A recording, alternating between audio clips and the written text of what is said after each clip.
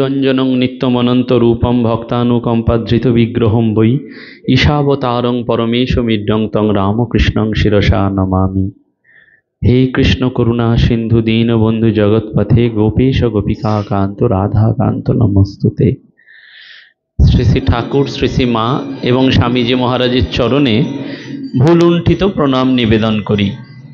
মর্যাদা পুরুষোত্তম ভগবান শ্রীকৃষ্ণের চরণে সশ্রদ্ধ এবং আভূমি লুণ্ঠিত প্রণাম নিবেদন করে আমরা এই পবিত্র আশ্রম মন্দিরে রয়েছি, গীতা মন্দিরে রয়েছি। আপনারা জানেন যে বউবাজার অঞ্চলে এটি অত্যন্ত প্রাচীন এমন একটি আধ্যাত্মিক প্রতিষ্ঠান, যেখানে প্রায় এই মূল ফটকে প্রবেশ করার সময় দেখছিলাম যে 31 সালে এর ভিত্তি প্রতিষ্ঠা হয়েছিল এবং তারপর গৃহপ্রবেশও হয়েছিল প্রায় 31-এই। সুতরাং সেই 31 সাল থেকে আজকে 2023, এই দীর্ঘ 2024, এই দীর্ঘ এত বছর ধরে এখানে ভগবান শ্রীকৃষ্ণের আরাধনা হচ্ছে এবং আমরা এই গীতা জয়ন্তী উৎসবের মধ্যেও অবস্থান করছি।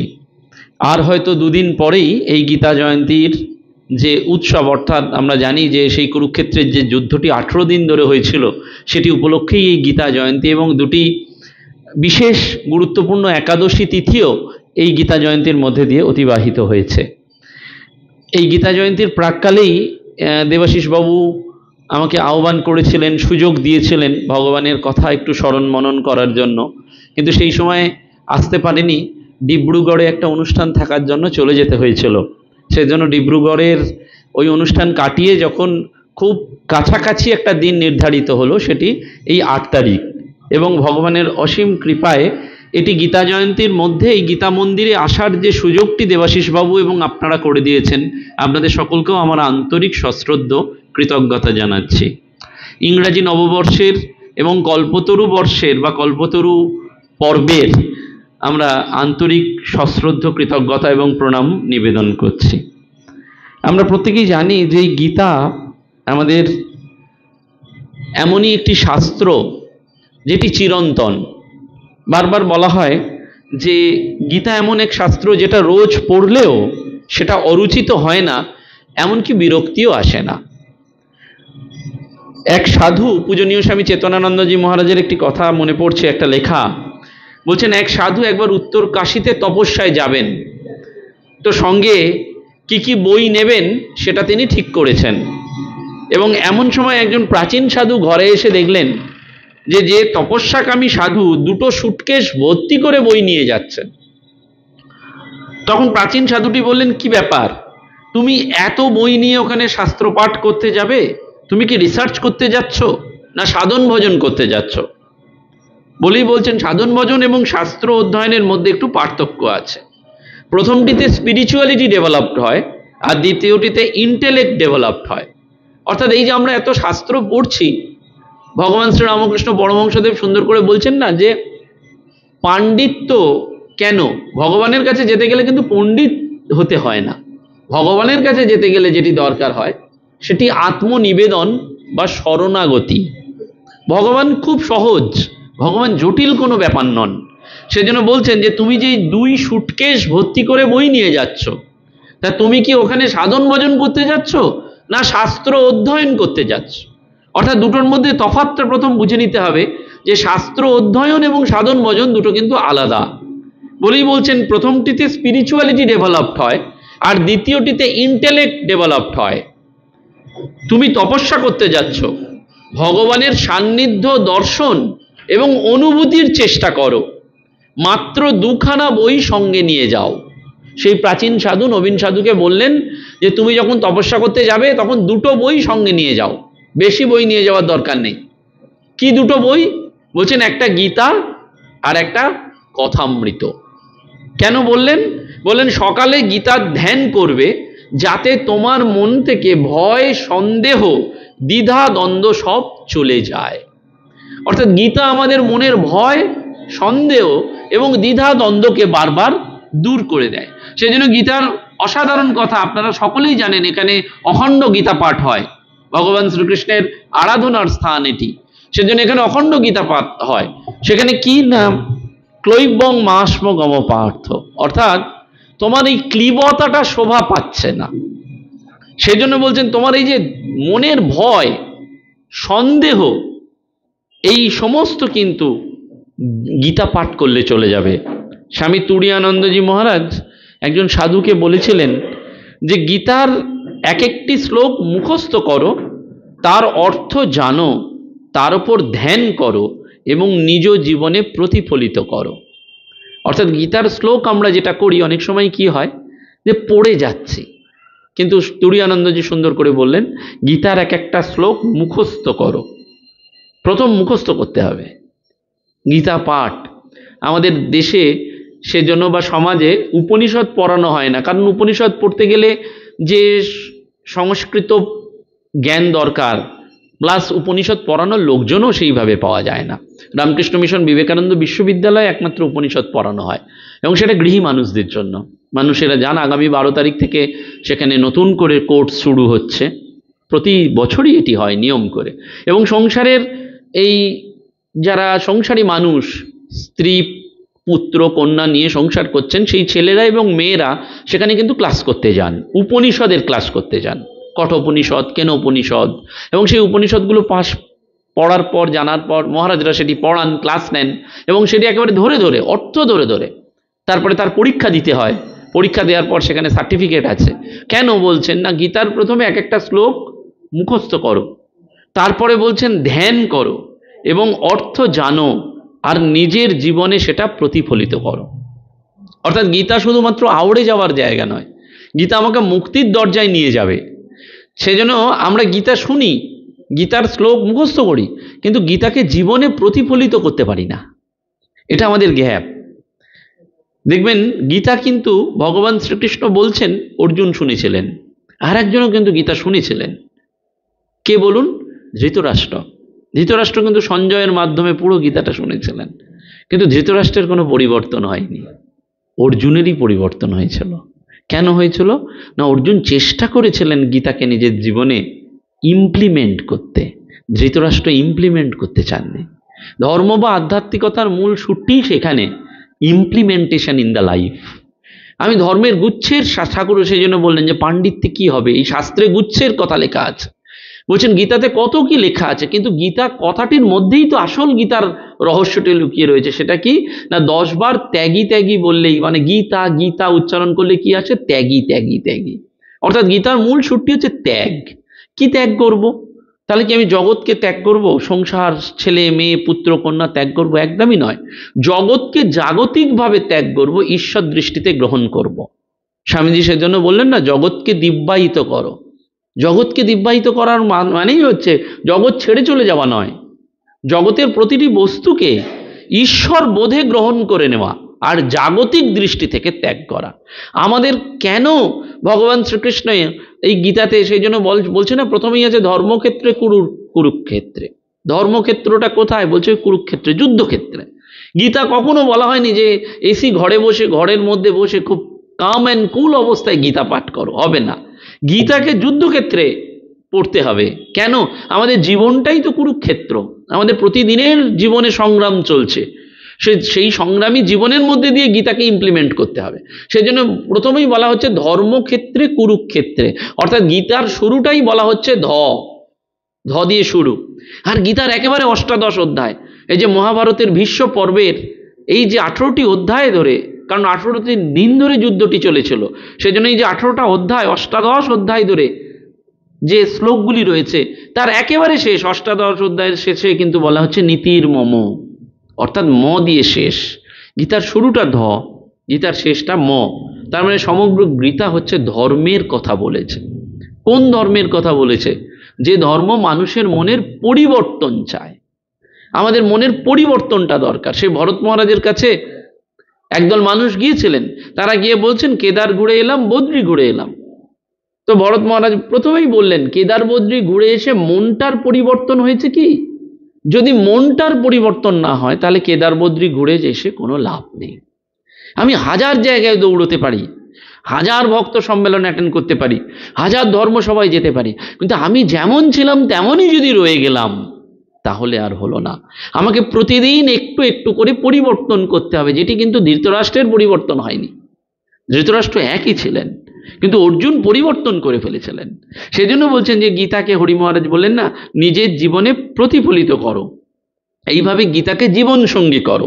আর কথামৃত কেন পড়বে না, এটা তোমাকে সৎসঙ্গ দেবে। তার মানে মানুষের জীবনে দুটো জিনিস দরকার, মোহ বা ভয়কে দূর করা। আমরা কেন ভয় পাই?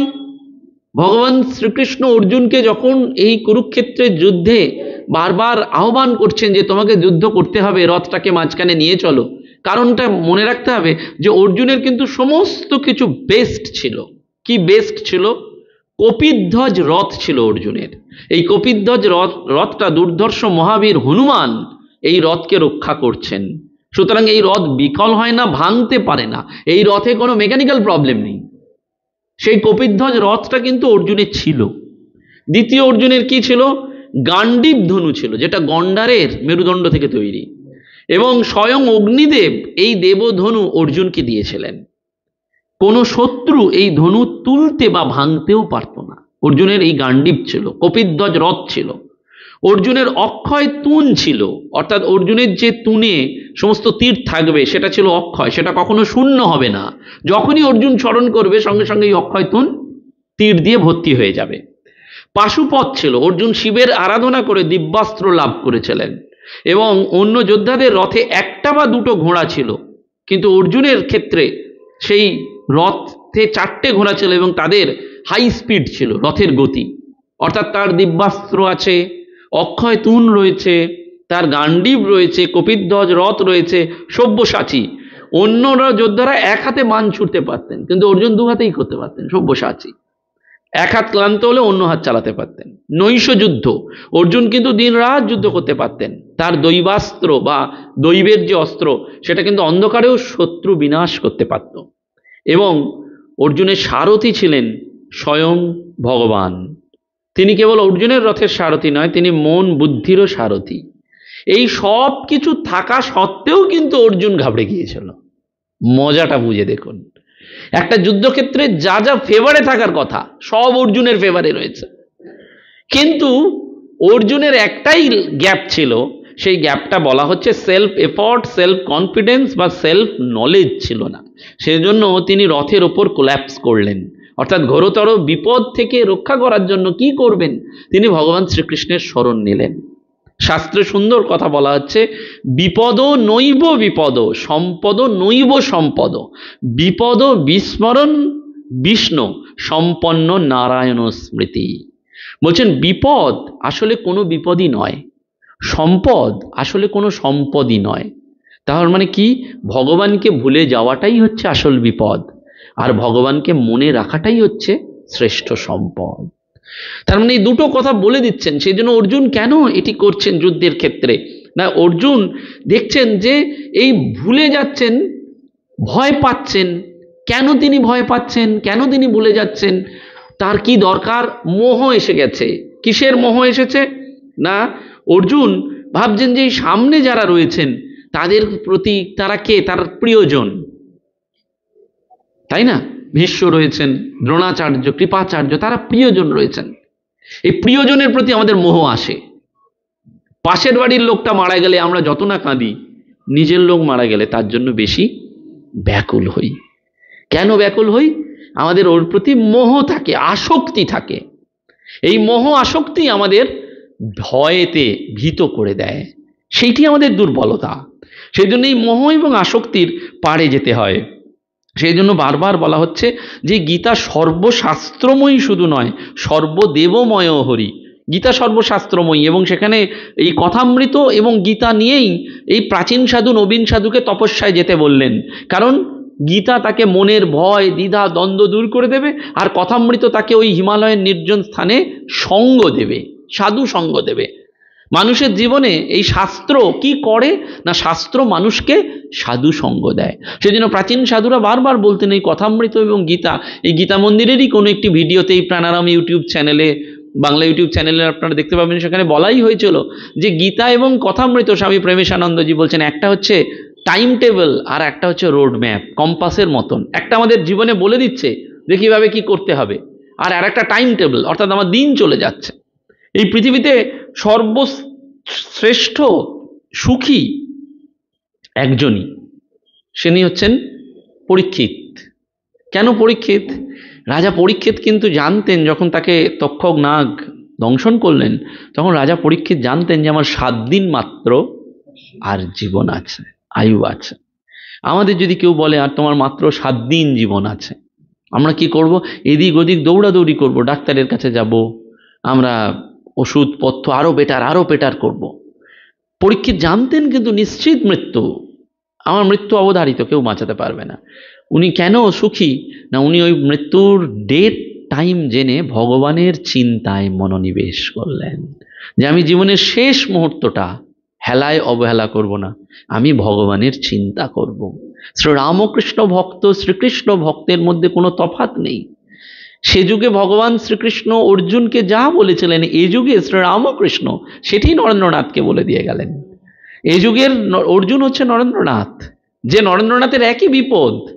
কি বিপদ ছিল? বাবা মারা গেলেন অকালে, দেনার দায়ে জর্জরিত, মা ভাই বোনদের নিয়ে তিনি রাস্তায় প্রায় দাঁড়িয়েছেন, চাকরি নেই, খেতে পাচ্ছেন না, কোনো অংশে তার কোনো কম ছিল না। এবং জ্ঞাতি শত্রু, যারা জ্ঞাতি আত্মীয় স্বজন, তারাই তার সাথে শত্রুতা করেছেন। সেই সময় কিন্তু ভগবান শ্রীকৃষ্ণ এলেন, চাকরি পাইয়ে দিলেন না, নরেন্দ্রনাথকে জীবন যুদ্ধে বলিয়ান করে দিলেন, যে তোমাকে দাঁড়াতে হবে। এবং সেই জন্য এই ভগবান শ্রীরামকৃষ্ণের সঙ্গ, যেটি আমরা শাস্ত্রের থেকে পাই, এই যে কথামৃতকে কেন বলা হচ্ছে সঙ্গ দেবে, তোমাকে একটা কোম্পানি দেবে, সেজন্য বলা হচ্ছে না যে 12 বছর তুমি কথামৃত পাঠ করো নিরবিচ্ছিন্নভাবে, তোমার ব্রহ্মজ্ঞান হবেই হবে। এটা আমার আপনার কথা নয়, স্বয়ং ব্রহ্মজ্ঞ পুরুষ রাজা মহারাজের কথা, যে 12 বছর করে তো দেখো, দেখো না ব্রহ্মজ্ঞান হয় কিনা, দেখো না তুমি মানুষের মন পড়তে পারো কিনা। কিন্তু আমরা 12 বছর পড়তে পারি না, নিরবিচ্ছিন্নভাবে পড়তে পারি না। আমরা আজকে পড়ি তো কালকে ভুলে যাই। আমাদের যখন ইমার্জেন্সি হয়, আমাদের যখন বাড়িতে রোগ শোক হয়, তখন দেখবেন আমাদের এই কথামৃত পাঠটা ভুল হয়ে যায়। কিন্তু মাস্টারমশাইয়ের জীবন দেখুন, বাড়িতে বিয়ে হচ্ছে, তিনি ছেলে বা মেয়ের বিয়ে দিচ্ছেন, কিন্তু সেই রাত্রে চিলেকোঠার ঘরে উঠে ও রাত্রির 2:30টার সময় তিনি ওই ডায়েরিতে কথামৃত লিখছেন। ভুল করছেন না, ভগবানের নাম। ওই যে বলছেন বিপদ বিপদ নয়, সম্পদ সম্পদ নয়, ভগবানকে ভুলে থাকাই হচ্ছে আসল বিপদ, আর ভগবানকে স্মরণ করাই হচ্ছে শ্রেষ্ঠ সম্পদ। সেই স্মরণ করার সূত্রটি কথামৃত। আর এই কথামৃত যখন বারবার বুঝিয়ে দিচ্ছে যে এই জগতে তোমাকে এই সঙ্গ শাস্ত্র দিল, এবার তোমাকে কি করতে হবে, তুমি যখন এই তপস্যা করতে যাবে, যুদ্ধক্ষেত্রে যাবে, তপস্যা মানে তাপ দেয়া, নিজেকে তাপ দেয়া, সেই তাপ দেয়াটা তো হিমালয়ে হতে পারে, এই সংসারে থেকেও হতে পারে। স্বামীজি সেই জন্য বললেন না, এবার একটা নতুন পথ করে দিয়ে গেলাম। এবং সেই তপস্যার মধ্যে থেকে যখন তোমার এই ভয় আসবে, দুর্বলতা আসবে, মোহ আসবে, আসক্তি আসবে, তখন কাটানোর একমাত্র যে শাস্ত্র সেটি হচ্ছে গীতা। গীতা, সেই জন্য বলছেন গীতার শ্লোকটা মুখস্থ করতে হবে, ধ্যান করতে হবে, জীবনে প্রতিফলিত করতে হবে। এবং গীতার পরিচয়তেই সেটি বলা রয়েছে। কি বলা হয়েছে না, অর্জুনের দেখুন প্রথম অধ্যায়তেই বলা হয়েছে বিষাদ যোগ। বিষাদ, মানুষের দুঃখ কখনো যোগে পরিণত হতে পারে। যোগ মানে হচ্ছে যুক্ত হওয়া, ভগবানের সাথে মিলিত হওয়া। অর্জুনের দুঃখ হচ্ছে, সেটাকে ভগবান যুক্ত করে দিলেন, অর্থাৎ দুঃখটা ভগবানের দয়ার দান। কুন্তী দেবী বারবার বলছেন যে ভগবানের কাছে আমি প্রার্থনা করছি যে হে ভগবান, তুমি আমাকে দুঃখ দাও। গান্ধারীকে যখন জিজ্ঞেস করা হয়েছিল যে ধর্ম তোমাকে কি দেবে, গান্ধারী এক কথায় বললেন, দুঃখ নব নব রূপে। যে লোকটা আধ্যাত্মিক, যে লোকটা ধর্ম করে, জানবেন তার দুঃখ অবধারিত, তার জীবন যন্ত্রণা অত্যন্ত বেশি। কেন? সেটি আমরা বারবার জানি, যে করে আমার আশ আমি করি তার সর্বনাশ, তবু যে না ছাড়ে আমার আশ আমি হই তার দাসানুদাস। একজন নিষ্ঠাবান ব্রাহ্মণ রোজ গীতা পাঠ করতেন, রোজ ভগবান শ্রীকৃষ্ণের পুজো করতেন। তা তিনি একদিন বাজারে বেরিয়েছেন, তো বাজারে বেরিয়ে দেখছেন যে একজন বাজার বিক্রেতা, সে একটা মাছ বিক্রি করছে এবং তার বাটকারা নেই বলে সে একটা পাথরের শিলাখণ্ডকে বাটকারা হিসাবে ব্যবহার করছে।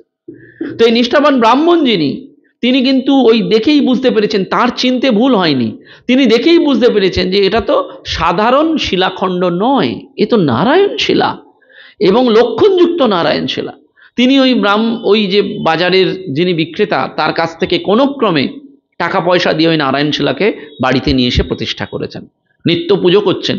পুজো করার কয়েক বছর পরে ওই নারায়ণ শিলা জাগ্রত হয়েছেন, এমনিই জাগ্রত ছিলেন, ব্রাহ্মণের নিষ্ঠায় জাগ্রত হয়েছেন। জাগ্রত হয়ে বলছেন, হে ব্রাহ্মণ, তুমি আমাকে ওই বাজারওয়ালার কাছ থেকে নিয়ে এসছো, ওর কাছে ফেরত দিয়ে এসো, নইলে তোমার সমূহ সর্বনাশ হবে। ব্রাহ্মণ বলছেন, কি সর্বনাশ হবে? বলছে, তোমার কয়েক বছরের মধ্যে স্ত্রী বিয়োগ হবে, তুমি এক্ষুনি ফেরত দিয়ে এসো।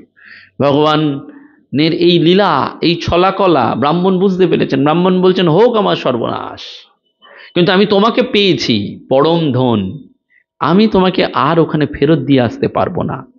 ঠিক কিছুদিনের মাথায় তার স্ত্রী বিয়োগ হলো। ব্রাহ্মণ ভেঙে পড়ছেন না, ওই ক্লৈবং মাসমগম পার্থ, যেটি বারবার বলছেন, তোমার ক্লীবতা শোভা পায় না, তুমি হেরে যাওয়া, ভীত হয়ে যাওয়া, এটি তোমার শোভা পায় না। আমরা মুহ্যমান হয়ে পড়ি, শোকে মুহ্যমান হয়ে পড়ি যে কোনো ক্ষেত্রে। দেখবেন আমাদের আঘাত সেজন্য ভগবান দেন, ইচ্ছা করেই দেন, কারণ তিনি শুদ্ধ করবেন বলেই। মা সন্তানকে যন্ত্রণা দেন, মায়ের কি ভালো লাগে নাকি? মায়ের ভালো লাগে না, কিন্তু তবু তিনি যন্ত্রণা দিয়ে ওই টলারেন্সটা দেখে নেন, এবং কতক্ষণে আন্তরিক ব্যাকুল হয়ে ছটফট করে আমরা মায়ের কাছে যাওয়ার জন্য সেই ব্যাকুলতাটা চাই। সেজন্য ওই ব্রাহ্মণের স্ত্রী বিয়োগ হলো, তবুও তিনি পুজো করছেন। আবার কিছুদিন বাদে দৈব দর্শন, বলছেন, তোমার একমাত্র ছেলেকে আমি কেড়ে নেব। ব্রাহ্মণ বলছেন, কেড়ে নাও, আমি তবুও তোমাকে ফেরত দেব না। এই সমস্তটা কিন্তু এই রামকৃষ্ণ লীলাবৃত্তিও হয়েছে। নবগোপাল বাবুর মেয়ে মারা যাচ্ছে, নিজের একমাত্র মেয়ে মারা যাচ্ছে, পরিবার কাঁদছে। নবগোপাল বাবু বলছেন, কান্না কাঁদছো কেন, শোক করছো কেন, ভগবানের নাম করো। ওই মেয়ে কার ছিল? ওই মেয়ে ভগবানের ছিল, ভগবান আমাদের কাছে রাখতে দিয়েছেন, আবার তার দরকার হয়েছে তিনি নিয়ে নিচ্ছেন। তার জন্য দুঃখ করছো কেন, তার জন্য কাঁদছো কেন? এটাই কিন্তু গীতার মূল কথা। সেইটাই ঠাকুর বলছেন 10 বার গীতা গীতা বলতে বলতে যেটি হয় সেটাই গীতার মূল সুর। বারবার শ্রীরামকৃষ্ণ তো বলছেন না, যে শাস্ত্রে পাঁজিতে বিষহারা জলের কথা লেখা আছে, কিন্তু পাঁজি নিংড়লে কোনো জল বেরোয় না। আমরা লাইন বাই লাইন গীতার এই মাইনিউটস টু মাইনিউটস যদি পড়ি, অনুধ্যান করি, তাহলে এই জিনিসটা আমাদের কাছে পরিষ্কার হয়ে যায়। ব্রাহ্মণ বলছেন, ছাড়বো না। ঠিক সময় তার ছেলে মারা গেল, ব্রাহ্মণ ভেঙে পড়লেন না, জোরদার পুজো করতে শুরু করলেন, আরো দ্বিগুণ উৎসাহে। স্ত্রী চলে গেছে, পুত্র চলে গেছে। আরো কিছুদিন বাদে সেই নারায়ণশিলা ব্রাহ্মণকে বললেন, তুমি এখনো দেবে না? এত তোমার সর্বনাশ হচ্ছে। বলছে, না প্রভু, আমি তো তোমাকে ছাড়বো না। বলো, তাহলে জেনে রেখো, অমুক দিন বজ্রপাত হবে তোমার মাথায়, তোমাকেই আমি হত্যা করব। ব্রাহ্মণ বললেন, বেশ তো প্রভু, আপনার যদি সেটাই ইচ্ছা হয়, তাহলে আমি তার জন্য প্রস্তুত আছি। ঠিক নির্দিষ্ট দিনে পুজো করছেন যখন, দৈববাণী তো হয়েই আছে যে অমুক সময় অমুক ক্ষণে বজ্রপাত হবে। ব্রাহ্মণ জানেন যে সেই ক্ষণ আসছে, এক্ষুনি আমার মাথায় বজ্রপাত হবে, কারণ ভগবানের কথা তো ব্যর্থ হবে না। তিনি ওই শিলার কাছে আকুল নয়নে শুধু বললেন যে, আমি তো চলে যাব প্রভু এই পৃথিবী ছেড়ে, কিন্তু এই যে এত জীবন ধরে আমি তোমাকে সাধনা করেছি, পূজা করেছি, আমার একটাই শেষ ব্যাকুলতা রয়েছে, যে তোমার একবার দর্শন কি পাবো না? আমি তো চলে যাব, কিন্তু তোমার একবার কি দর্শন পাবো না? ঠিক এই ব্রাহ্মণ যখন একেবারে শরণাগত হলেন, সেজন্য বলে না, শরণাগত তব চরণে, আর অন্য কিচ্ছু নাই। গীতাতেও ভগবান শ্রীকৃষ্ণ সেই জন্য বলছেন, সর্বধর্মান পরিত্যজ্যং মামেকং শরণং ব্রজ। আমি তোমায় সব বলে দিলাম, জ্ঞানযোগ বললাম, ভক্তিযোগ বললাম, কর্মযোগ বললাম, বিষাদ বললাম, সাংখ্য বললাম, কর্মসন্ন্যাস বললাম, মোক্ষ বললাম, সবটা বলে সামারিটা বলে দিচ্ছি।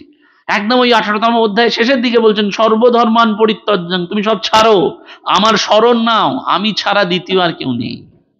ওই শরণাগতির কথাটি গীতায় বললেন, কিন্তু বললেন, ভগবান প্রথমেই বলে দিতে পারতেন, কিন্তু বললেন না, কারণ প্রথমেই বলে দিলে অর্জুন সেটি গ্রহণ করতে পারতেন না। অর্জুনকে ধীরে ধীরে স্টেপ বাই স্টেপ ভগবান একটির পর একটি অধ্যায়ে ওই প্রশ্ন উত্তরের মধ্যে মধ্যে অর্জুনকে তৈরি করে নিলেন। অর্জুনকে তৈরি করার পর তবে তিনি ওটি বললেন যে, এখন আমি তোমাকে সব বলে দিলাম, এবার তুমি আমার শরণ নাও। ঠিক কাশীপুরে ঠাকুর শরীর চলে যাওয়ার আগে বেশ কয়েক মাস, অর্থাৎ আগস্ট মাসে শরীর যাচ্ছে, ফেব্রুয়ারি মার্চে, ফেব্রুয়ারিতেই তিনি বলছেন, জয় প্রেমময়ী রাধে নরেন শিক্ষে দেবে, যখন ঘুরে বাইরে হাঁক দেবে। এবং তারপরেই ফেব্রুয়ারি মাসের একদিন ঠাকুর নরেনকে স্পর্শ করে বললেন, তোকে সব দিয়ে আজকে আমি ফকির হয়ে গেলাম। কাঁদছেন এবং বলছেন, এই শক্তিতেই তুই জগৎ জয় করবি। তার আগে নানান লীলা হলো, নানান খেলা হলো, কিন্তু ওই নরেন্দ্রনাথকে তৈরি করে নিলেন শ্রীরামকৃষ্ণ। এবং যখন বুঝলেন যে এবার জগন্নাথ থেকে এক্সিট করতে হবে, তিনি নরেন্দ্রনাথের ওপরই সব দিয়ে চলে গেলেন, সর্বধর্মান, যেন সবটাই বলছেন তুমি এবার আমাকে স্মরণ করো, আর অন্য কোনো পথ নেই, তোমাকে আমার কাজই করতে হবে। সেই নারায়ণ শিলার কাছে যখন ওই ব্রাহ্মণ আকুল কাঁদছেন, এই যে একবার দর্শন, তখন ওই নারায়ণ শিলা থেকে প্রকটিত হলেন শঙ্খ চক্র গদা পদ্মধারী নারায়ণ। বললেন, হে ব্রাহ্মণ, তোমার সেবা নিষ্ঠাতে আমি আপ্লুত শুধু হইনি, তুমি জগতের কাছে প্রমাণ করে দিয়েছো যে করে আমার আশ আমি করি তার সর্বনাশ, তবু যে না ছাড়ে আমার আশ আমি হই তার দাসানুদাস। আমি তোমার স্ত্রী কেড়ে নিয়েছি, তোমার পুত্র কেড়ে নিয়েছি, এমনকি তোমাকেও কেড়ে নেওয়ার জন্য আমি তোমাকে মৃত্যু ভয় ভীত করতে চেয়েছি, কিন্তু কোনো অবস্থাতেই তুমি আমাকে ছাড়োনি, তাই আজ থেকে আমি তোমার হয়ে গেলাম। এই ভগবানকে কখন মানুষ তোমার করে পায়? আমরা শুধু যদি ভগবানের কাছে গিয়ে বলি ভগবান এই খাবার নাও গ্রহণ করো, তাহলেই ভগবান গ্রহণ করবেন, এতই সোজা? তা তো নয়। তাকে যে আমার সব দিতে হবে। আমি যদি পূর্ণ না, শূন্য না করি, তাহলে তিনি আমাকে পূর্ণ করবেন কি করে? আমাকে শূন্য করতে গেলে আমার এই যে উপাধি, আমার নাম যশ খ্যাতি, টাকা পয়সা, স্ত্রী পুত্র কন্যা, এই যে সংসারটাকে আমি সুন্দর করে বেঁধেছি, সেটাকে তো ছাড়তে হবে। এখন এই ছাড়ার দুটো উপায়, এক আমি বিচারের দ্বারা ছাড়বো, অথবা তিনি ছাড়িয়ে নেবেন। দুটোই পথ হয়, হয় তিনি ছাড়াবেন, নয় আমি ছাড়বো। যারা জ্ঞান বিচারী তারা কিন্তু কি করেন না, তারা নিজেরা বিচারের দ্বারা সেটি ছাড়িয়ে নেন। তারা বারবার বিচার করতে থাকেন যে কে কার পুত্র, কে কার সন্তান, কে কার মা, কে কার বাবা, আমি কেউ নয়, চিদানন্দ রূপহম শিবহম শিবম, আমি এই পৃথিবীতে এসেছি একা, চলে যাব একা। সংসার ও বিদেশে বিদেশীর বেশে ভ্রম কেন অকারণে, মনো চলো নিজ নিকেতনে। তুমি এখানে সংসার বিদেশ, এখানে এসেছো তুমি কিছুমাত্র দায়িত্ব কর্তব্য পালনের জন্য, আর কিছু বেশি এক্সপেক্ট করো না। সেজন্য ঠাকুর সুন্দর করে আমাদের কিন্তু একটি কথা বললেন। কি বললেন? বললেন সংসারে তোমার যে প্রিয়জনকে দেখছো, স্ত্রী পুত্র কন্যা, সবাইকে নিজের বলে কর্তব্য জ্ঞানে সমস্ত কিছু করবে, কিন্তু মনে মনে জানবে তারাও তোমার কেউ নয়, তুমিও তাদের কেউ নয়। তার মানে দুঃখ বা যন্ত্রণাটা কখন আসে? যখন আমি মনে মনে ভেবে ফেলেছি যে ও ছাড়া আমি আর পারবো না। কিন্তু ফ্যাক্টটা তার নয়। পৃথিবীতে স্বামী স্ত্রীর মধ্যে যখন প্রথম বিবাহ হয়, তখন প্রথম সবাই বলেন যে আমি তোমার সাথেই সারা জীবন থাকবো, কিন্তু সত্যি কি সারা জীবন থাকে? দুজনের মধ্যে কাউকে না কাউকে একজনকে যেতেই হবে। যে চলে যায় আর যে পড়ে রয়, সত্যি কি যে পড়ে থাকে তার জীবন চলে না? চলে। পৃথিবীতে কত মা হারা সন্তান রয়েছে, কত সন্তান হারা মা রয়েছে, তাতে কি জগৎ চলছে না? জগৎ তার গতিতে চলছে, জগৎ তার গতিতে চলছে, কোনো কিছুর জন্যই কোনো কিছু আটকায় না। আমি যখনই ভেবে নিচ্ছি যে ও ছাড়া আমার চলবে না, আমার অ্যাবসলিউট ডিপেন্ডেন্সি এই মানুষটার ওপর, তখন ভগবান অলক্ষ্যে হাসেন যে জগৎটা আমি চালাচ্ছি আর তুমি একটা সামান্য মানুষের ওপর অ্যাবসলিউট ডিপেন্ডেন্সির কথা ভাবছো। সেই জন্য বারবার বলা হচ্ছে যে এই প্রথম অধ্যায়ে অর্জুনের বিষাদ যোগ শেষ হওয়ার পরেই এই 18টি অধ্যায় তিনি গেছেন, এবং প্রতিটা যোগেই কিন্তু এই গীতার প্রত্যেকটা যোগেই আলটিমেটলি ভগবান শ্রীকৃষ্ণ অর্জুনকে বলছেন ভগবানের সাথে মিলিত হতে হবে। আলটিমেট ফান্ডামেন্টাল যেটি 18টা অধ্যায় ধরে বলছেন শ্রীকৃষ্ণ, সেটি শ্রীরামকৃষ্ণ বললেন এক কথায়, মনুষ্য জীবনের উদ্দেশ্য ঈশ্বর লাভ, যশও করে তাকে লাভ করতে হবে। ঠাকুরের কাছে গিয়েছিলেন ভবতারিণী দেবী, উপেন মুখার্জির স্ত্রী। এই উপেন মুখার্জি ছিলেন বসুমতী সাহিত্য পত্রিকার প্রতিষ্ঠাতা। তিনি কল্পতরুদ্দিন ঠাকুরের কাছে টাকা চেয়েছিলেন। ভগবান শ্রীকৃষ্ণ বলছেন গীতাতে যে 4 ধরনের মানুষ, আর্ত, অর্থার্থী, জ্ঞানী এবং জিজ্ঞাসু। আর্ত মানে যখন আমাদের প্রিয়জন হসপিটালে থাকে, রোগগ্রস্ত হয়, মুহুর মুহুর যাই, বারবার গিয়ে প্রার্থনা করি, মানসিক করি, পুজো দিই, এই আর্ত। অর্থার্থী, কেউ কেউ ভগবানের কাছে ভজনা করে যে আমাকে টাকা দাও, আমার নাম যশ ক্ষমতা দাও, তারাও ভগবানকে পুজো করে, তারাও পুজো করে, ওই অর্থার্থী। জ্ঞানী, যারা বারবার বিচার করে যে আমি কে, আসলে আমার স্বরূপ কি, এই জ্ঞানী। আর জিজ্ঞাসু, জিজ্ঞাসু হচ্ছে এই জগৎ সৃষ্টি করতে কে হলো, কে এই জগতের মালিক। দেখুন আমরা সবাই ভগবানের এই ঐশ্বর্য নিয়েই বিমোহিত। এই ঐশ্বর্যের মালিক যিনি, তাকে যদি একবার জানতে পারা যায়, তাহলে তিনি কতই না সুন্দর। এই ফুলটা দেখে আমরা বলি কত সুন্দর, কিন্তু এই ফুলটা গাছে এলো কে, করলো কে? ফুলটা গাছে আনলেন কিন্তু ভগবান। মানুষকে সৃষ্টি করছেন এই ভগবান। সুতরাং সেই জন্য বলছেন না যে তুমি এই জগতের ঐশ্বর্য থেকে বিমোহিত হচ্ছ। তাহলে জগৎ যিনি সৃষ্টি করলেন, এই ঐশ্বর্যের যিনি মালিক, তাকে একবার জানতে পারলে তিনি না কত ঐশ্বর্যময়, তিনি না কত প্রাণময়। সেই উপেন মুখার্জি ওই জ্ঞানী এবং জিজ্ঞাসু এই 4 ধরনের মানুষই ভগবানকে ভজনা করেন। উপেন মুখার্জি কাশীপুরে 1886 খ্রিস্টাব্দের 1 জানুয়ারি যখন কল্পতরু হচ্ছে, তখন কিন্তু ঠাকুরের কাছে টাকা চেয়েছিলেন। বললেন, ঠাকুর আমার ছোট দরজা যেন একটু বড় হয়। ঠাকুর বললেন তাই হবে।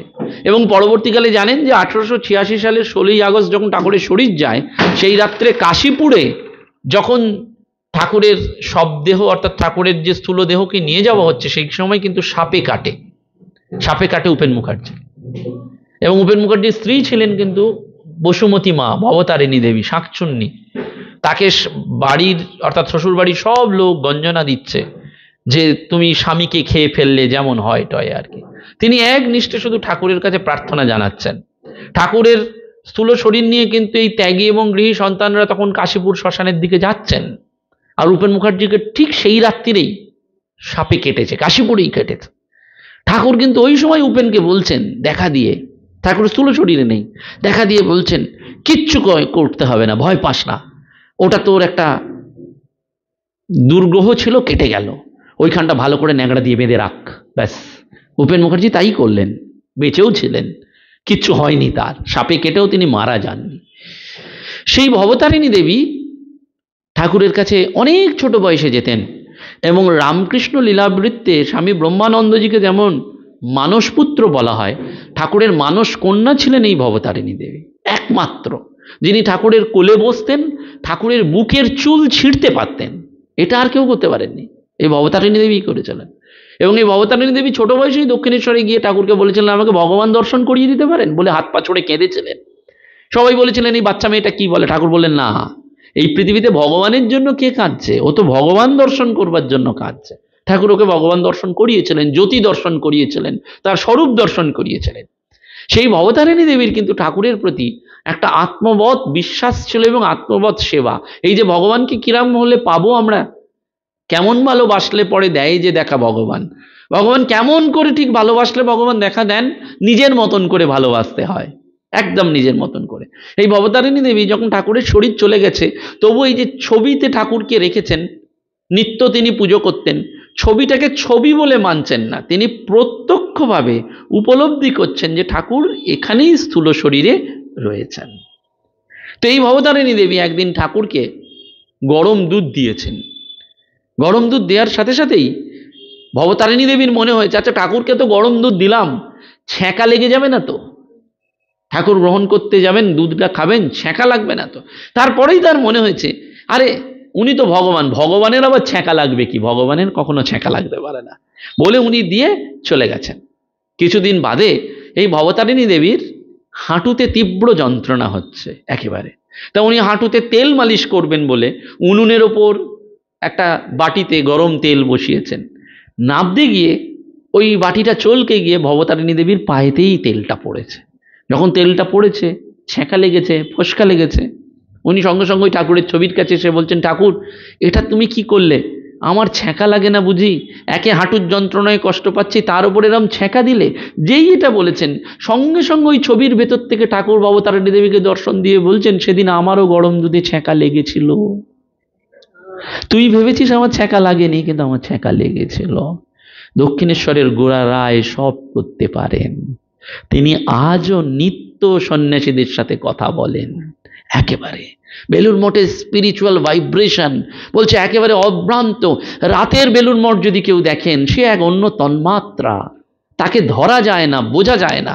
গভীর রাত্রে সেখানে নিঃশব্দে এখনো সেই নিত্য কল্পতরুর ধ্বনি শুনতে পান। কোনো কোনো ভাগ্যবানে দেখিবারে পায়, কোনো কোনো ভাগ্যবান তাকে দেখতে পান। জয়রামবাটিতে মাকে দেখতে পান, বেলুড় মঠে ঠাকুরকে দেখতে পান। কারণ বাবুরাম মহারাজ বলছেন এখানে ঠাকুর নিত্য কল্পতরু হয়ে বসে রয়েছেন। এবং সেই জন্য কিন্তু ওই কেন বা প্রত্যেকটা যোগের মূল কথাই হচ্ছে ভগবানের সাথে যুক্ত হওয়া। গীতাতে যেমন বলছেন শ্রীকৃষ্ণ, এই যুগে ভগবান শ্রীরামকৃষ্ণ নরেন্দ্রনাথকে, আমাদের গৃহস্থ মানুষকে সব সময় বলছেন তুমি যাই করো না কেন ঈশ্বরের দিকে মোড় ফিরিয়ে দাও। তুমি রসগোল্লা খাচ্ছ, ঈশ্বরকে নিবেদন করে খাও। তুমি পুজোর মার্কেটিং করবে, ঈশ্বরের জন্য জামা কাপড় কিনে শুরু করো। তুমি ফ্ল্যাট কিনবে, ঈশ্বরের নামে ফ্ল্যাট কেন? এই সবটা ভগবানের সাথে যোগযুক্ত করে দেওয়া, এইটি যোগ, এইটি সাধনা। সেই জন্য বারবার বলা হচ্ছে এই গীতার মধ্যে, শ্রী মহাভারতে এই শ্রী মানে বলা হচ্ছে লক্ষ্মী, বিত্ত, ধন, বারবার এটি বলা হচ্ছে। অর্থাৎ মহাভারতের মর্ম মানিটাই হচ্ছে যেখানে ধর্ম সেখানেই জয়। সেই জন্য গান্ধারী বলছেন, যতবার দুর্যোধন গেছে ততবার গান্ধারী বলছেন যথা ধর্ম তথা জয়। যেখানে ধর্ম রয়েছে সেখানেই জয়। এই ধর্মটা কি? মনের পরিবর্তন। ধর্ম মানে তিলক কাটা নয়, ধর্ম মানে গেরুয়া পড়া নয়, ধর্ম মানে ভেতরটা পরিবর্তন হয়ে যাওয়া। এই অর্জুনের পরিবর্তন হয়েছিল, কিন্তু ধৃতরাষ্ট্রের পরিবর্তন হলো না। সেই জন্য ভরত মহারাজ বললেন যে কাশিতে গেলেই হলো না, তুমি শিবের মাথায় খুব জল ঢালছো আর বাড়িতে এসে কাজের লোকের সাথে ঝগড়া করছো, হবে না।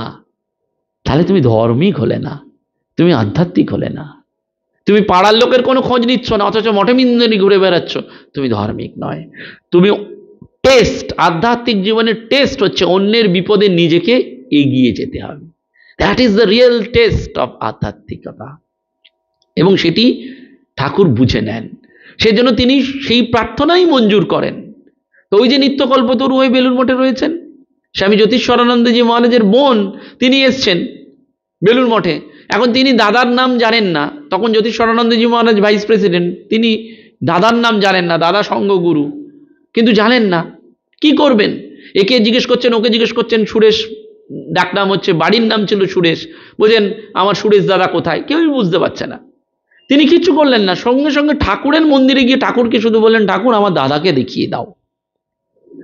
এই যে সরল বিশ্বাস, ভগবান দুটো জিনিস খুব চান, সরলতা আর ব্যাকুলতা। এর কোনো অল্টারনেটিভ মেডিসিন নেই, সরল হতে হবে। আমরা সরল হতে পারি না, আমাদের মধ্যে একটা কৃত্রিমতা সব সময় কাজ করে। আমরা কাউকে কখনো মনের কথা বলতে পারি না। আমরা সবসময় মনে করি আমার জীবনে একটা প্রাইভেসি, আমার জীবনে একটা প্রাইভেট, আমার জীবনে একটা সেপারেশন, আমার জীবনে একটা কম্পার্টমেন্টালাইজেশন। এই সরলতা ভগবান পছন্দ করেন। ভগবান জটিলের ভগবান নন।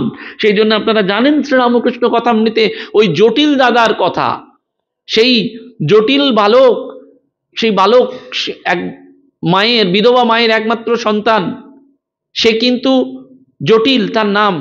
সে ওই গুরুমশাইয়ের কাছে পড়তে যেত। এখন গুরুমশাইয়ের মা মারা গেছেন, শ্রাদ্ধ করতে হবে। গুরুমশাই সমস্ত শিষ্যদের একটা একটা দায়িত্ব দিয়েছেন। জটিলকে বলছেন যে জটিল তোমার কি দায়িত্ব? তো জটিল বলছেন দেখছি আমি মাকে গিয়ে বলি। তার আগে জটিল মা ওই মনের মধ্যে দিয়ে যখন গুরুমশাইয়ের কাছে যেত প্রত্যেক দিন ভয় পেত, কারণ ওই গভীর অরণ্য দিয়ে সে যাবে কি করে, তাকে কে গুরুমশাইয়ের কাছে পৌঁছে দেবে। মাকে বারবার যখন ভয়ের কথা জিজ্ঞেস করছে তখন মা বলছে দেখো তুমি চিন্তা করো না, ওই বনের মধ্যে তোমার একজন মধুসূদন দাদা আছে, তুমি মধুসূদন দাদাকে যদি ডাকো তাহলে মধুসূদন দাদা তোমাকে এসে নিশ্চয়ই পার করে দেবেন। জটিল যখন ওই বনের মধ্যে দিয়ে যাচ্ছে আন্তরিকভাবে মধুসূদন দাদাকে বলছে, মধুসূদন দাদা আমার বড্ড ভয় পাচ্ছে, মা যে বলেছিল যে তুমি এখানে আছো আমাকে একটু পার করে দাও। দেখা গেল জটিলের থেকে একটু বয়সে বড় বনের মধ্যে থেকে একজন আসতো আর রোজ জটিলকে পার করে দিত ওই গুরুমশাইয়ের পাঠশালায়। মধুসূদন দাদা। জটিলের কি ছিল? সরলতা। এই সরলতা কখন আসে? যখন মানুষ কাউকে বিশ্বাস করে, 100% বিশ্বাস করে। সেই জন্য স্বামীজি বলছেন না, ওই পাগলা বামুনটার সাথে 6.5 বছর আমার দীর্ঘ লড়াই চলেছে, কিন্তু সব শেষে ওই পাগলা বামুনটার কাছে আমি সব দিয়ে দিয়েছি। বলছেন আমার মতন ওই নরেন্দ্রনাথ দত্ত অ্যাটর্নি পরিবারের ছেলে, এত পড়াশোনা করা এবং বিদেশের সমস্ত দর্শন পড়া, ওই পাগলা বামুনটা মুহূর্তের মধ্যে চুরমার করে দিল। পাগলা বামুনটার এই ক্ষমতা ছিল। সেই অর্জুনেরই মতন না, অর্জুনের সমস্ত রয়েছে, এই যে গান্ডীব ধনু রয়েছে, অক্ষয় তরুণ রয়েছে, সমস্ত ক্যাটাগরিজ রয়েছে, কিন্তু ভগবান শ্রীকৃষ্ণ নিমেষে তাকে সমস্ত চূর্ণ করে দিচ্ছেন মুহূর্তের মধ্যে। শ্রীরামকৃষ্ণ যেন সেই লীলাটি করছেন। সেই জটিল দাদা, মধুসূদন দাদা জটিল বালককে রোজ পার করে দিচ্ছেন। এখন গুরুমশাইয়ের মা মারা গেছেন, শ্রাদ্ধ সমস্ত শিষ্যের দায়িত্ব নিতে হবে। জটিলকে যখন জিজ্ঞেস করছে, জটিল বলছে মাকে জিজ্ঞেস করি। মা বলছে আমরা গরিব, আমরা আর কি করব, দেখ তুই মধুসূদন দাদার সাথে একটু কথা বলি। মধুসূদন দাদার সাথে যখন কথা বলছে তখন মধুসূদন দাদা বলছে, তুমি গিয়ে গুরুমশাইকে বলো যে গুরুমশাইয়ের মায়ের কাজে যত দই লাগবে তুমি দেবে। বেশ, সেই গিয়ে বলেছে। নির্ধারিত দিনে মধুসূদন দাদা জটিলের কাছে একটা ছোট্ট ভাঁড় দিয়েছে, একেবারে সব থেকে ছোট্ট। জটিল সেটি নিয়েই গেছে গুরুমশাইয়ের কাছে। গুরুমশাই শ্রাদ্ধ করতে বসেছেন, অন্যান্য শিষ্যরা যারা, তারা বলছে জটিল কি এনেছে, নিয়ে গেছে ওই ভাঁড়টি। গুরুমশাইয়ের কানে কানে একজন বলছে, জটিল দই এনেছে বটে, তবে একেবারে ছোট্ট ভাঁড়, এই ভাঁড়ে এত লোকের চলবে কি করে, কুলোবে কি করে, এ তো সম্ভব নয়। গুরুমশাই প্রচণ্ড ক্রোধিত হয়ে গেছেন, রাগ। হ্যাঁ, গীতাতেও আছে ক্রোধ মানুষের কেন হয়? ক্রোধের কারণ কি? বাসনা থেকে। আমার এটা চাই, যেই পেলাম না সঙ্গে সঙ্গে প্রথম কি হলো? রাগ। এই রাগ আমাকে কি করে? স্মৃতিকে নষ্ট করে দেয়, এবং স্মৃতি নষ্ট করলে আমার কি হয়? বুদ্ধি নষ্ট হয়ে যায় এবং আমি পতনের দিকে চলে যাই। ঠাকুর বলছেন ওই জন্যে আমি ক্রোধী মানুষকে সহ্য করতে পারি না। যদি কারোর মুখে ক্রোধ দেখি তো তাকে আমি ছুঁতে পারি না, ঠাকুর বলছেন, ভগবান শ্রী রামকৃষ্ণদেব। গীতাতে যেটি বলা হচ্ছে, ক্রোধ সংবরণ করতে হবে। মানুষের জীবনের, আধ্যাত্ম জীবনের, ধর্ম জীবনের প্রথম চ্যালেঞ্জ হচ্ছে ক্রোধকে সংবরণ করা। আমার অনেক কিছু থাকবে না, কিন্তু অনেক আমার বিপরীত, বিরুদ্ধ, প্রতিকূল পরিস্থিতি হবে, তবুও আমি ক্রোধিত হব না। আমার ক্রোধকে আমি কখনোই আনতে দেবো না, বারবার নিজেকে কাউন্সেলিং করব। কিন্তু গুরুমশাই পাচ্ছেন না। গুরুমশাই গিয়ে দেখছেন যখন এই ছোট্ট হাঁড়ি একেবারে জটিলকে খুব প্রহার করেছেন। জটিল কাঁদছে, কি করবে? জটিল কাঁদতে কাঁদতে বাড়ি চলে আসছে, ফিরে আসছে, এরকম যখন হচ্ছে তখন ওই একজন শিষ্য বলছে, গুরুমশাই তাড়াতাড়ি দেখবেন না শোন। বলছে কি? বলছে এই দই থেকে যতই, এই ভাঁড় থেকে যতই দই ঢালছি, দই তো ফুরোচ্ছে না, দই তো অঢেল। দেখুন, সেই মহাভারতে দ্রৌপদী যখন বিপদে পড়লেন, একমাত্র শ্রীকৃষ্ণকে স্মরণ করলেন, তার বস্ত্র কমলো না, উপচে পড়ল। নরেন্দ্রনাথ চাকরি পাচ্ছেন না, ঠাকুর বলছেন তুমি ভগবতারিণীর কাছে যাও, মানুষের কাছে নয়। মানুষ চাকরি দিতে পারবে না, ভবতারিণীর কাছে যাও, মাকে প্রার্থনা করো, মা তোমার রক্ষাময়ী, মা তোমাকে দেখবেন। আমরা মানুষের দৌড়ে দৌড়ে দৌড়ে বেড়াই, ভগবানের দৌড়ে কখনো দৌড়ে বেড়াই না। ভগবানের কাছে যাও। ওই জটিল বালক যখন ফিরে আসছেন তখন গুরুমশাই বলছেন, এ তো তাজ্জব ব্যাপার। জটিলকে ফিরিয়ে এনে বলছেন, বল তুই এত দই কোত্থেকে পেলি, এর রহস্য কি? বলে আমি তো জানি না, ওই মধুসূদন দাদা। বলো মধুসূদন দাদা? বলে হ্যাঁ। বলো তুই দেখাতে পারবি? বলে হ্যাঁ চলো। সেই বনের পথে যখন জটিল গুরুমশাইকে নিয়ে এলেন এবং মধুসূদন দাদাকে বারবার ডাকছেন, মধুসূদন দাদা আজকে আর আসছেন না। বারবার যখন আকুল ব্যাকুল হয়েছেন যে একবার দেখা দাও আমার গুরুমশাইকে, আমার গুরুমশাই তোমায় দেখতে এসছেন, তখন সেই মধুসূদন দাদা বলছেন, জটিল গুরুমশাই চলে গেলেই আমি তোমার কাছে আসবো, কিন্তু গুরুমশাই থাকলে আমি আসবো না। কারণ গুরুমশাইয়ের সেই বিশ্বাস ছিল না, গুরুমশাইয়ের সেই সরলতা নেই, গুরুমশাইয়ের সেই ব্যাকুলতা নেই। সেই জন্য ঠাকুর বললেন না, বিশ্বাসটা হয়ে গেলেই হলো, আর অন্য কিচ্ছু চাই না। অধ্যাত্ম জীবনে সব থেকে বড় সম্পদ হচ্ছে বিশ্বাস। ওই জন্য শাস্ত্রে বারবার বলা হচ্ছে যে ভগবানকেই বিশ্বাস। সেই জন্যই বারবার বলছে ধর্ম আমাকে এটি করবে। এবং মহাভারতের এই 18টি পর্ব, ভীষ্ম পর্ব থেকে কুরুক্ষেত্রে কুরু পাণ্ডবের যুদ্ধ আরম্ভ পর্যন্ত, এইটি হচ্ছে এই গীতা। এবং সেখানে বলা হচ্ছে শ্রীমদ্ ভাগবত গীতাসু উপনিষদসু। গীতাসু কেন? গীতা মানে হচ্ছে গান, ভগবান স্বয়ং এই গানটা করেছেন, গই ধাতুর সাথে ত প্রত্যয় করে গীতা, এটি ভগবানের গান। গীতা কোনো ধর্মগ্রন্থ সেইভাবে শাস্ত্র, তার থেকেও বড় কথা, এটি ভগবানের গান। স্বয়ং পদ্মনাভস্য মুখ পদ্ম বিনিসৃত, যিনি পদ্মনাভ হয়ে রয়েছেন তার মুখ থেকে স্বয়ং রয়েছে। আমরা বারবার শুনি ব্যাস উবাচ, সুখদেব উবাচ, ঋষি উবাচ, কিন্তু এখানে কি বলা হচ্ছে? শ্রী ভগবান উবাচ, শ্রী ভগবান নিজে বলেছেন।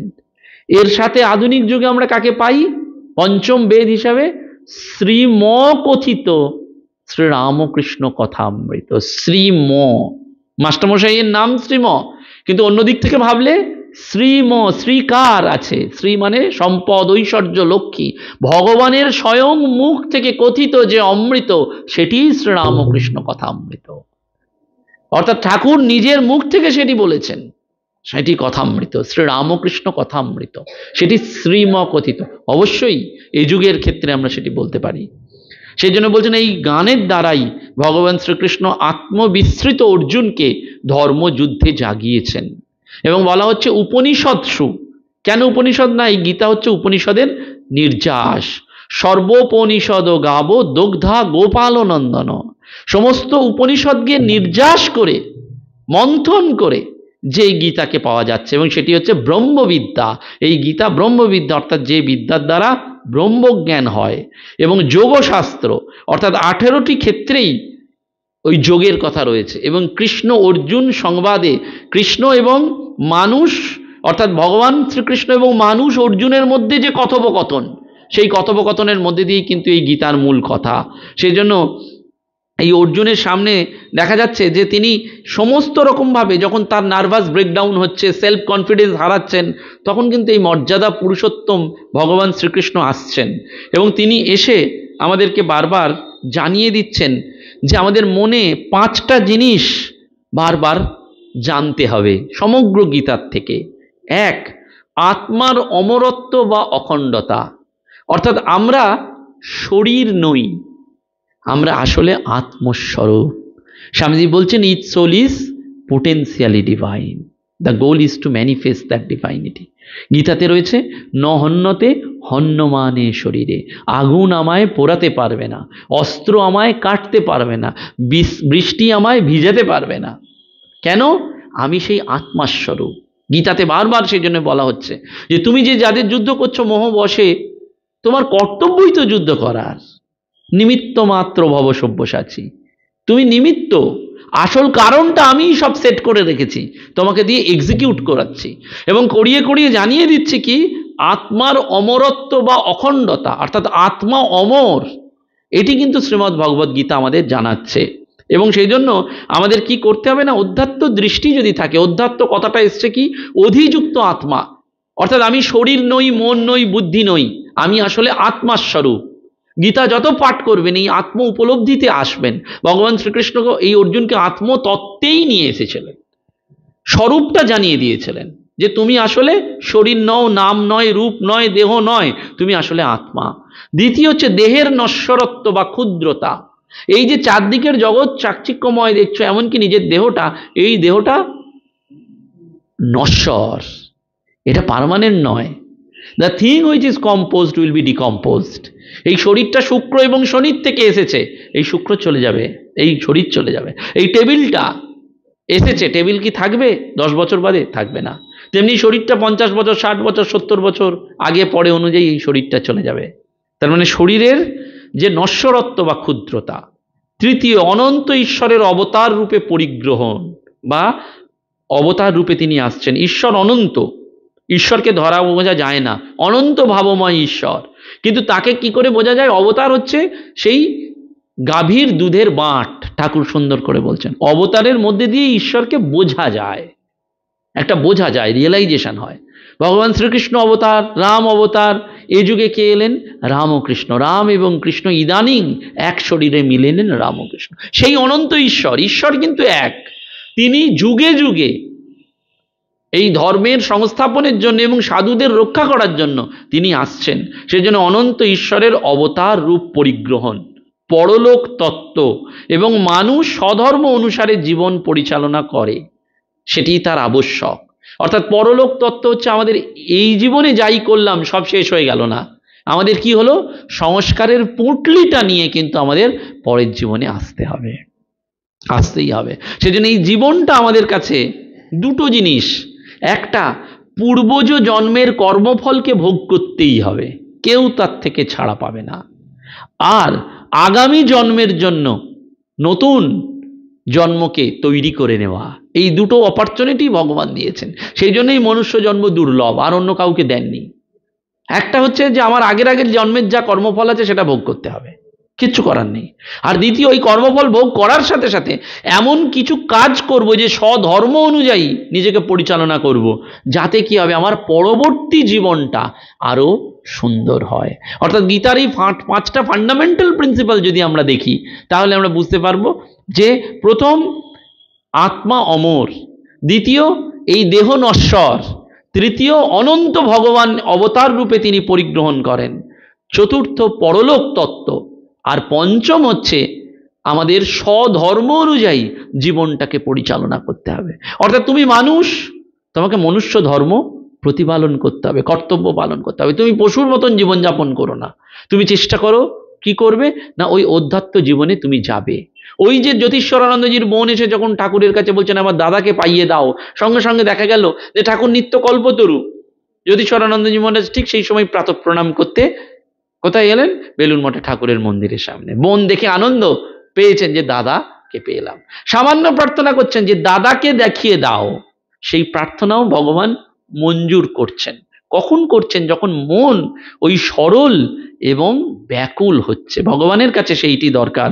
পূজনীয় স্বামী রঙ্গনাথানন্দজি মহারাজ তিনি একবার ভারতের সেনাবাহিনীর প্রধান জেনারেল মেজরের বাড়িতে গিয়েছিলেন। সেখানে বৈঠকখানায় আলোচনা করতে গিয়ে দেখছেন যে তার বৈঠকখানার টেবিলে শ্রীমদ্ ভাগবত গীতা রাখা আছে।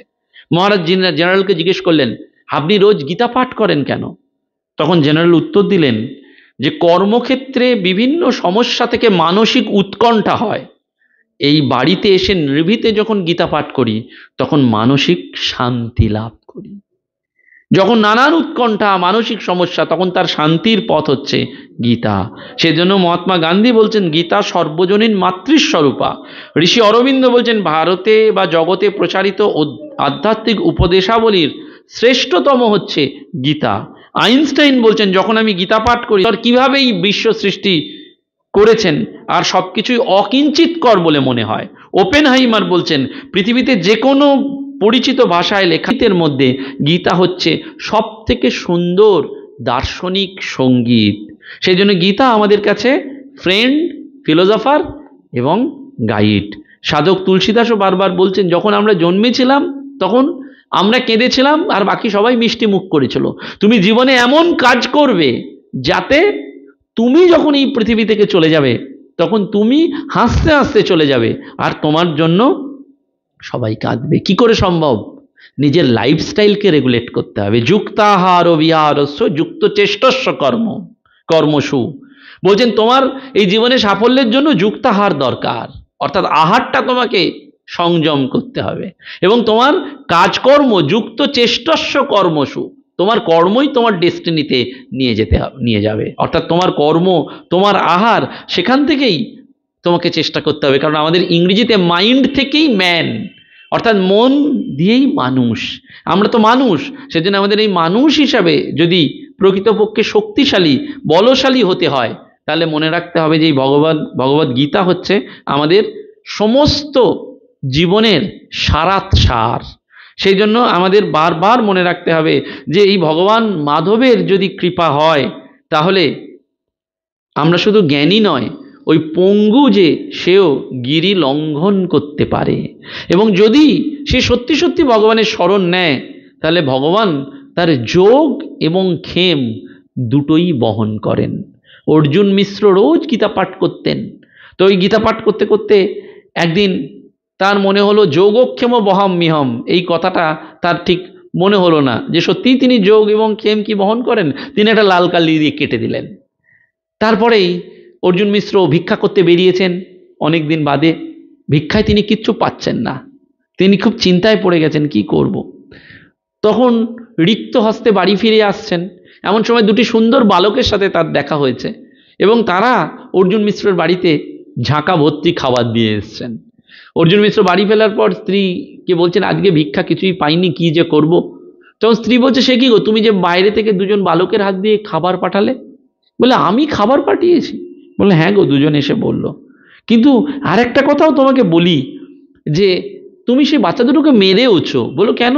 বলো ওই বাচ্চা দুটো যখন ঝাঁকা রেখে যাচ্ছিল তখন দেখলাম ওদের পিঠে লাল দাগ। তা আমি জিজ্ঞাসা করলাম যে তোমাকে এরকম কে লাল দাগ দিল, কে এরকম চর প্রহার দিল? বলো কেন, তোমার স্বামী আমাদের বড্ড রক্তপাত করিয়েছে, বড্ড কষ্ট দিয়েছে, তাই আজকে নয় আমরা চলে যাচ্ছি, অন্যদিন এসে এখানে গ্রহণ করব। অর্জুন মিশ্র অবাক হয়ে বলছেন ওই বালক দুটোর বর্ণনা কি? যখন স্ত্রী বর্ণনা দিচ্ছেন তখন অর্জুন মিশ্র বুঝতে পারলেন কৃষ্ণ বলরাম বালক রূপ ধরে এসে অর্জুন মিশ্রের বাড়িতে ওই ঝাঁকাবর্তী খাবারটা দিয়ে গেছে। কেন না, অর্জুন মিশ্র ওইটি বলেছিলেন, অনন্য চিন্তয়ন্তং মাং যে যথা পর্যুপাসতে তেষাং নিত্যাভিযুক্তানাং যোগক্ষেম ভাম্যাম। অনন্য চিন্তন হয়ে যে আমার শরণ নেয়, এই কথাটি বারবার মনে রাখতে হবে। অনন্য চিন্তন হয়ে নিরবিচ্ছিন্নভাবে যে আমার শরণ নেয়, তার যোগ এবং ক্ষেম আমি দুটোই বহন করি। এটা ভগবান শ্রীকৃষ্ণের প্রমিস। আমরা যেমন চাই না কেউ আমাকে প্রমিস করুক, প্রতিজ্ঞা করুক। এই যে যখন আমরা বিবাহ করি, অন্নপ্রাশন করি, যে কোনো ক্ষেত্রে আমরা সবসময় প্রমিস চাই যে তুমি আমার পাশে সারা জীবন থাকবে। তো বন্ধু হিসাবে আমরা চাই যে আমার বন্ধু যেন সারা জীবন থাকে, শিক্ষক মশাই যেমন আমার পাশে থাকে, দার্শনিকের কাছ থেকে আমরা চাই। ভগবান এই প্রমিসটা করে গেছেন গীতার মাধ্যমে। অনন্য চিন্তা নয়, নিরবিচ্ছিন্নভাবে, অন্য কিচ্ছু ভাবনা আনলে হবে না।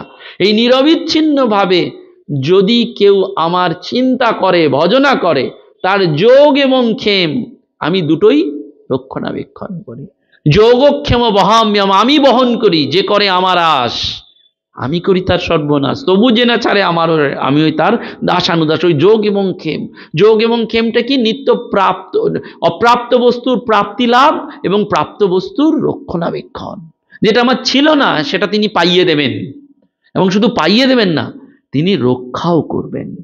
ঠাকুর বললেন অন্তিমকালে এসে আমাকে দাঁড়াতেই হবে। ভগবান শ্রীকৃষ্ণ যেমন বলছেন অনন্য চিন্তন নয়, ঠাকুর বলছেন যে আমার ভক্ত, যে আমার শরণাগত, তার জন্যে অন্তিমকালে এসে আমাদের দাঁড়াতেই হবে। সুতরাং আমরা এই পবিত্র গীতা জয়ন্তীতে ভগবান শ্রীকৃষ্ণের কাছে, মর্যাদা পুরুষোত্তমের কাছে যেন প্রার্থনা করতে পারি যে হাজার দুঃখ কষ্ট যন্ত্রণার মধ্যে থেকেও যেন তোমাকে আমরা ভুলে না যাই, তব কাজে যেন জীবনও যায়। একটাই জীবন, এটা একটা বিরাট অপরচুনিটি, বিরাট সুযোগ, যাকে বলে লুটে পুটে নেওয়া। সেই লুটে পুটে নেওয়ার মতন করে আমাদের করতে হবে। প্রতিদিনের দিনটা আমার কাছে সুযোগ, প্রতি মুহূর্তটা আমার কাছে সুযোগ, প্রতিটা জীবন আমার কাছে সুযোগ। ভগবান কোন রূপে কিভাবে আমার কাছে আসবেন জানা নেই, কার মুখ দিয়ে তিনি কি চাইবেন সেটাও আমার জানা নেই, কিন্তু আমরা যেন বুঝতে পারি সবার মধ্যেই তিনি রয়েছেন।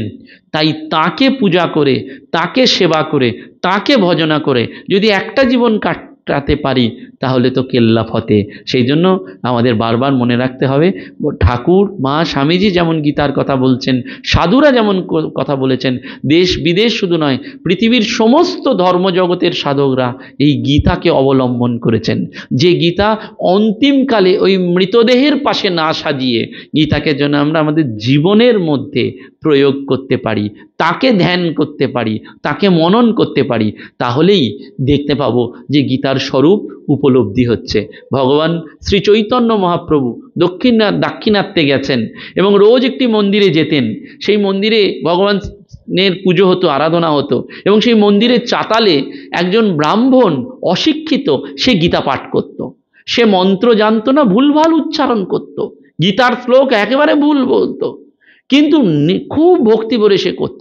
সমস্ত লোক যখন যেত তাকে হেয় করত, ছায়া করত, অপদস্থ করত। ভগবান শ্রীকৃষ্ণ চৈতন্য মহাপ্রভু এটি দেখলেন, দেখে একদিন তাকে গিয়ে জিজ্ঞেস করলেন, আচ্ছা তুমি, লোকে তোমাকে যে এরকম বলে, তা তুমি রোজ রোজ কেন গীতা পাঠ করো, তুমি কি উপলব্ধি করো? তখন বলছে, হে প্রভু, আমি খুবই নিন্দিত, মূর্খ, আমি কিচ্ছু জানি না গীতার, আমি রোজ এসে পড়ি, কিন্তু যখনই গীতার শ্লোকগুলো আওড়াই, এই ভুলভাল যখন আওড়াই, তখন একটা জিনিসই চোখের সামনে দেখতে পাই, অর্জুনের রথে ভগবান শ্রীকৃষ্ণ দাঁড়িয়ে আছেন আর অর্জুনকে তিনি বলছেন। এইটা দেখেই আমার মন তৃপ্ত হয় আর আমার দু চোখে জল চলে আসে। আমি নিত্যই দর্শন করি, কি মন্ত্র কি শ্লোক আমি কিচ্ছু জানি না, আমি নিন্দিত, আমি মূর্খ। যখন এটি শুনলেন চৈতন্যদেব তখন বললেন, তোমার জীবন ধন্য, কারণ তুমি শ্লোক মন্ত্রতন্ত্র জানার দরকার নেই, তুমি যে প্রতিদিন তাকে উপলব্ধি করতে পারছ, এটিই হচ্ছে আসল আধ্যাত্মিকতা। এবং ধর্ম আমাদের এই উপলব্ধির পথে এগিয়ে নিয়ে যায়। সেটা গীতা, চণ্ডী, কথামৃত, যে কোনো ধর্মগ্রন্থই হোক না কেন, তার মধ্যে দিয়ে স্বয়ং ভগবানের বাণী, স্বয়ং দেবতার বাণী, স্বয়ং জীবনের সঙ্গীত যেহেতু প্রবাহিত হয়, তাই সেগুলিকে প্রত্যক্ষ করা, সেগুলোর সংস্পর্শে থাকা মানেই ভগবানের সংস্পর্শে থাকা। তাই গীতার সংস্পর্শে থাকা মানেই ভগবানের সংস্পর্শে থাকা, গীতার ধ্যান করা মানে ভগবানের ধ্যান করা, গীতা জয়ন্তী পালন করা মানে ভগবানেরই জয়ন্তী পালন করা। নমস্কার, ধন্যবাদ। कृष्ण कृष्ण हरे हरे हरे राम राम राम हरे हरे हरे कृष्ण कृष्ण कृष्ण हरे हरे हरे राम राम हरे हरे हरे कृष्ण कृष्ण कृष्ण हरे हरे हरे राम राम हरे हरे हरे कृष्ण कृष्ण कृष्ण हरे हरे हरे राम राम हरे हरे हरे कृष्ण कृष्ण कृष्ण हरे हरे हरे राम राम हरे हरे हरे कृष्ण कृष्ण हरे हरे हरे राम राम हरे हरे हरे कृष्ण कृष्ण हरे हरे हरे राम राम हरे हरे हरे कृष्ण कृष्ण हरे हरे हरे राम राम हरे हरे तुम कृष्ण विष्णु हरि तुम्हार पूजा करी नहे प्रणति मोर रखो तब चरणे परि हरे कृष्ण कृष्ण हरे हरे हरे राम राम हरे हरे हरे कृष्ण कृष्ण हरे हरे हरे राम राम हरे हरे हरे कृष्ण कृष्ण हरे हरे हरे राम राम हरे हरे हरे कृष्ण कृष्ण हरे हरे हरे राम राम हरे हरे हरे कृष्ण कृष्ण हरे हरे हरे राम राम हरे हरे हरे कृष्ण कृष्ण हरे हरे हरे राम राम हरे हरे हरे कृष्ण कृष्ण हरे हरे हरे राम राम हरे हरे हरे कृष्ण कृष्ण हरे हरे हरे राम राम हरे हरे हरे कृष्ण कृष्ण हरे हरे हरे राम